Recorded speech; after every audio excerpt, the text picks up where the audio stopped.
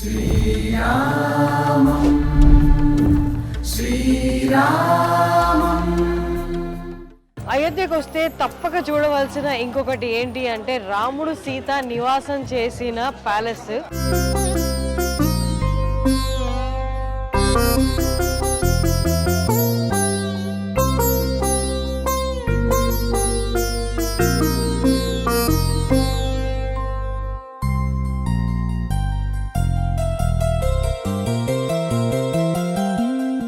నా వెనకున్నదే రాముడు సీత ఉన్న వాళ్ళు కలిసి ఉన్న ప్యాలెస్ అనమాట, కోట, అప్పట్లో కోట.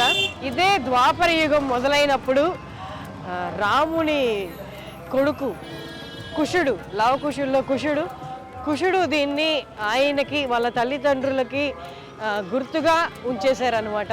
సో ద్వాపర యుగం స్టార్టింగ్లో కుషుడు అంటే రామ సీతల కొడుకు లవకుశుల్లో కుషుడు దీన్ని రాముడు సీతకి మెమరబుల్గా అలాగే ఉంచేశాడంట. ఆ తర్వాత విక్రమాదిత్యుని చేతిలోకి వచ్చింది. విక్రమాదిత్యుడు కూడా అప్పుడు ఇది ఇంకొంచెం పాడుబడిన స్థితిలో ఉంటే దానికి మరమ్మతులు చేసి దీన్ని భద్రపరిచారని ఉంది. ఇప్పుడు మనం లోపలికి అడుగు పెట్టబోతున్న ఈ ప్యాలెస్ పైన కొన్ని కొత్త చేంజెస్ కాలానికి తగ్గట్టు సంవత్సరాలకు తగ్గట్టు చేంజెస్ చేసినా ఈ లోపల బిల్డింగ్ లోపల ఏదైతే ఉందో అదంతా రాముడు సీత ఉన్నదే. కనక భవన్, సీతాదేవి భవన్ అని కూడా అంటారు.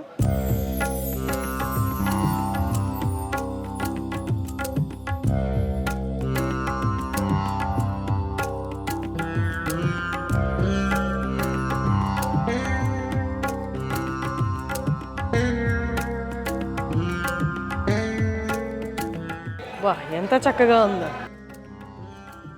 ఇప్పుడు మనం లోపలికి వచ్చిన ఈ భవనం రాముల వారు సీతాదేవి నడిచిన ప్యాలెస్ ఇది. అక్కడ కొన్ని మార్పులు చేర్పులు చేసిన ఇప్పుడు కొంచెం మోడర్న్గా కనిపిస్తున్నా ఇది మొత్తం రాముడు సీత నివసించిన భవనం అంట. అందులోనే మనం ఉన్నాము. దీని పేరు కనక భవన్, బంగారు భవనం. కాపురానికి వచ్చినప్పుడు సీతాదేవికి ఇది బహుమతిగా ఇవ్వబడింది.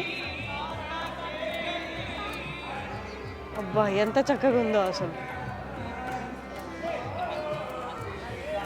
ఊరికే అనలేదు, రాముడు సీతాదేవి నడిచిన ప్రదేశంలో ఒక్కసారి అయినా మనం వెళ్ళాలి అని.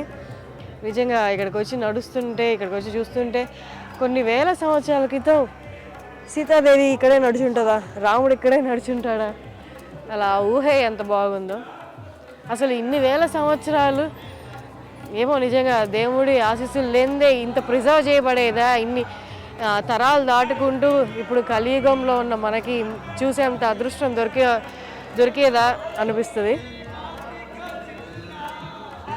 నాకు లెఫ్ట్లో చూస్తే కూడా రూముల్లాగే ఉన్నాయి. ఖచ్చితంగా అయోధ్యకు వచ్చేవాళ్ళు ఇక్కడికి రావడం మాత్రం మర్చిపోవద్దు. అంటే కొన్ని ప్లేసెస్లో అడుగు పెడితే మనకు ఒకలాంటి మంచి భావన కలుగుతుంది కదా. ప్రజెంట్ అలాగే ఉంది, ఏదో తెలియని ఉత్సాహం.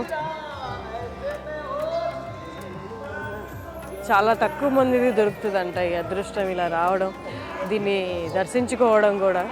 ఇప్పుడైతే మన కెమెరా ఎలో చేస్తున్నారు. మరి రాముల వారి గుడి ప్రారంభోత్సవం జరిగిన తర్వాత జనాలు ఎక్కువగా వస్తారు కదా, అప్పుడు ఎలో చేస్తారో లేదో మరి. ఇప్పుడైతే అందరిని ఎలో చేస్తున్నారు, కెమెరా కూడా ఎలో చేస్తున్నారు, లోపలికి వచ్చేసాయి. ఇప్పుడు మనం ఈ ఎంట్రన్స్లు చూస్తున్నాం కదా, ఈ ఎంట్రన్స్ల హైట్ నాకు తెలిసి కనీసం ఒక 10 పైన నుండి 15 దాకా ఉండొచ్చు. మనకి అవైలబుల్ ఇన్ఫర్మేషన్ ప్రకారం రాముని యొక్క హైట్ 8 అడుగుల నుండి 10 అడుగుల దాకా అని చెప్తారు. అంటే 8 ఫీట్ టు 10 ఫీట్ అని చెప్తారు రాముడి హైట్. మనం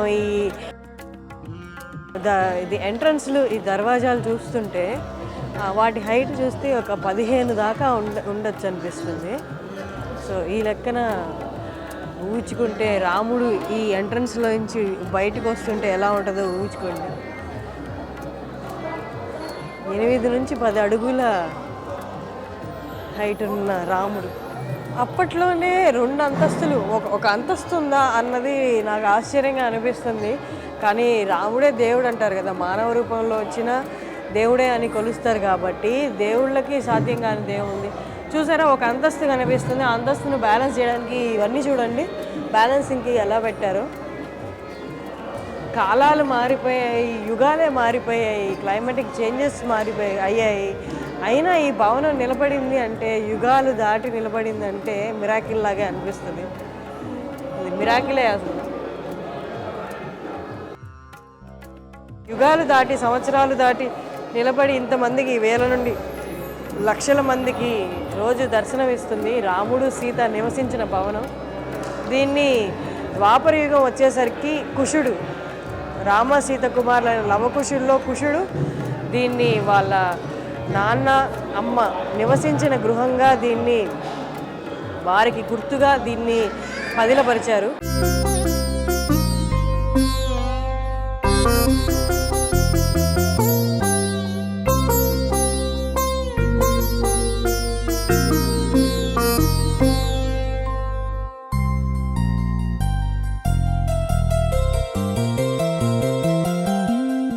శ్రీరామ